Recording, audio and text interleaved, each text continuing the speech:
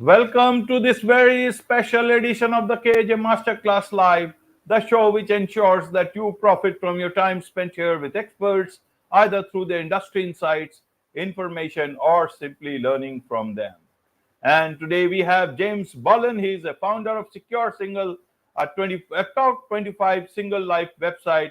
He's also an author, blogger, and committed contrarian. Welcome to the show, James. Thank you for having me. You are welcome. Welcome to the show. Welcome to India in this online form. And I'm sure not just in India, but a lot of people across the globe will benefit from what we are going to discuss right now. We'll be talking about the path to a fulfilling single life. So, before we come to know, tell us a bit about you, James. Are you single? Tell us a bit about your journey. Yes, so I'm currently single. I started the website my junior year of college. It's kind of throughout my experience of college, everybody was trying to date or hook up, do that type of stuff. And I've always enjoyed philosophy. So uh, the soulmate myth was kind of what sprouted the idea for Secure Single. So that's kind of a core part of what started the website. And it's a key chapter in my first book. Right, right. We'll come to the book, but you see, why into this line? You just said something. I want a bit of more details about Mhm. why you are pushing for people to look forward towards a much more as a single life. Man is a Mhm. social animal. Man-woman relationship has been there since long, many years back, since Adam and Eve, and perhaps in some cultures they may say even earlier than that. So why do you want men or women to stay single? Oh, I don't advocate for people to necessarily stay single. I discuss different reasons on my website about why people may be single. Uh, and it's just more about learning to enjoy being single rather than staying single. So it's more of a learning to enjoy the single life. And it's ultimately just a way to invest in yourself. Right, right, James. So why should what are the benefits, pros and cons of staying Mhm. single? What is it that you have on your on your website for the understanding of general people? Mhm. Well, the main benefits is that it provides an opportunity to have more time to develop your skills, your career, and your professional life, along with starting your own business, depending on your own interests and stuff. And that's with the changing demographics, people are staying single longer for various reasons. But the negatives is, like you mentioned, there are pros to being married. Like I don't discount the married life at all. I just view them as two different lives, and people can move from one to the other, from being single to married. So, Right, right. But what about the emotional support? What about the love and care that you get into a relationship? How do you fulfill that? Do you think AI is there as an answer in today's time? It may try with all this debates about AI, mhm. AI boyfriend, AI girlfriends, and all. How do you look at all these things?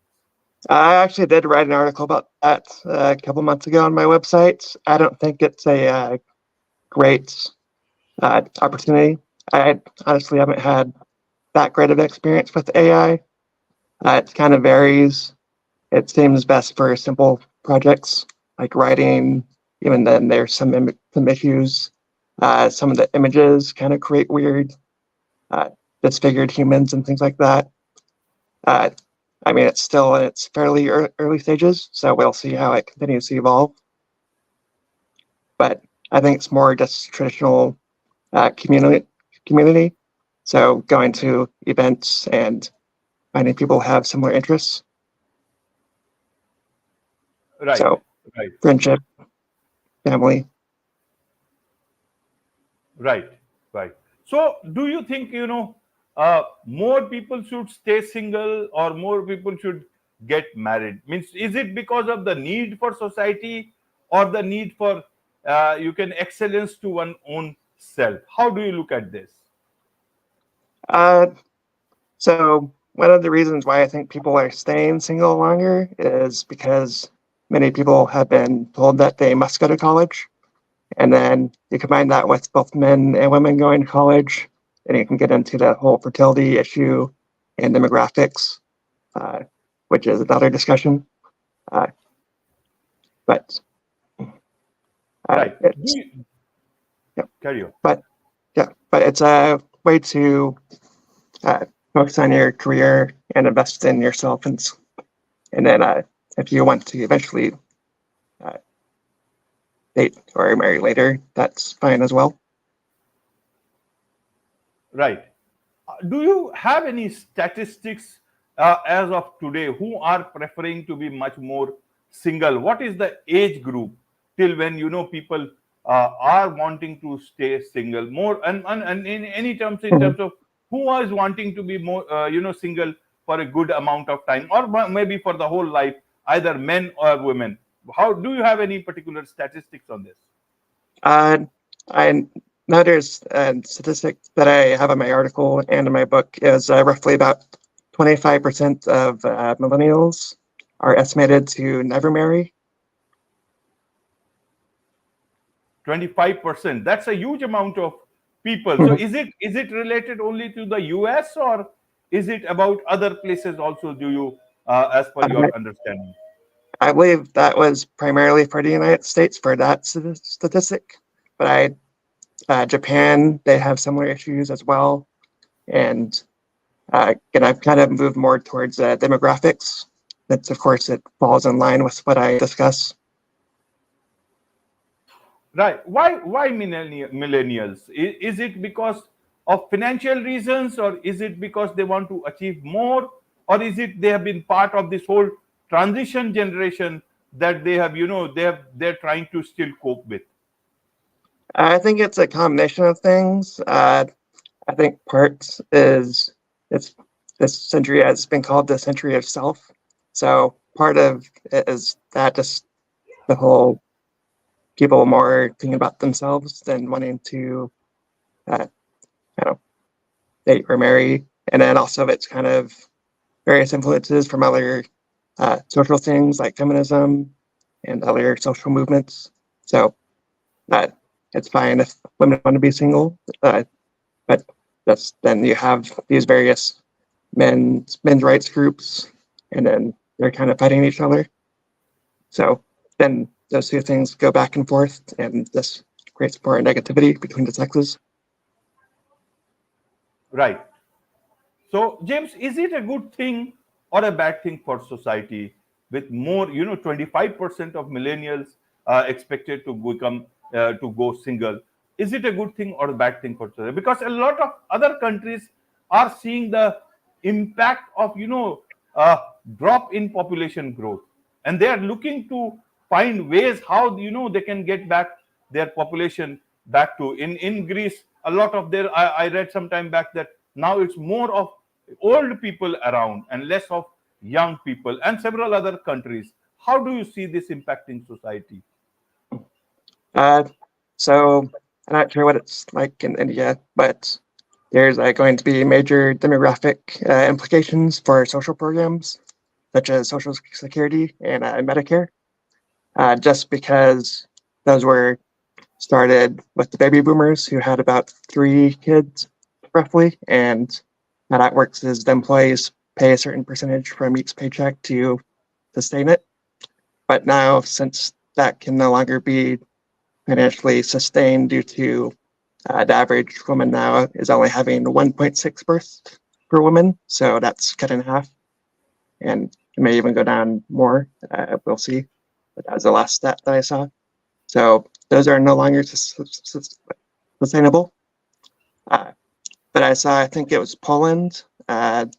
They were trying to incentivize parents to have, I think it was 4 kids, and then like they wouldn't have to pay taxes or something like that to try to incentivize have more children. Right, right, James. So, do you think this trend from the millennials, it will carry on with the next generation after that? What you call is centennials or Gen Z, Gen Y or Z? How does that look like? Will the numbers grow, or will the numbers then diminish from 25% to lesser ones? Uh, I think so far that's fairly a consistent number. It seems that people are just uh, doing more short-term relationships if they do anything. I mean, most of the people that I knew in college, they had partners, but nothing really too serious. I only know of one person in my life who got married in their early to mid-20s, but they were a rare exception. Right, right. So, but as I said earlier, men or women, human beings are social animals. You may not marry, but you would still need companionship. Mm, How will you fill that gap in there in your life, when whatever, especially when you are a bit more older? When you are young, you can get be part of the dating scene, but as you grow older, your needs are different, and there is much more need of emotional fulfillment. Uh, so I, I do talk about community since I do believe that having community and people are important because that goes back to Aristotle of us being social creatures. So I recognize that. Uh, that's more kind of focusing on what your interests are, kind of being involved with your church or religious organization, volunteering, going to the gym, finding ways to make friends. But I do realize that it does get more difficult to make friends as life gets busy and you get older. Right, James. So you talked about Aristotle. Let's talk about Plato's Symposium. And in Plato's Symposium, there is this whole discussion there, in that they talk about love.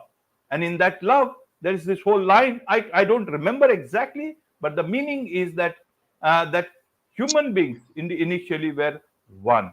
And then, because some god was jealous about it all, he or she, they separated human beings into two, and human beings keep on looking for the better half or the other half, and that is love. And if they don't find that one, they do not feel happy at all about it. Their life is not fulfilled. That's what it I could understand.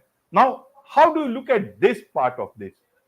You talk about without a soulmate. I'll come to your book, but what about the fulfillment in life? Do you think being single at the end, fully single, will not lead to a fulfilled life, and you will regret it later on? How does this thought, because as per the Plato Symposium, that particular line, that also makes a lot of sense in our lives.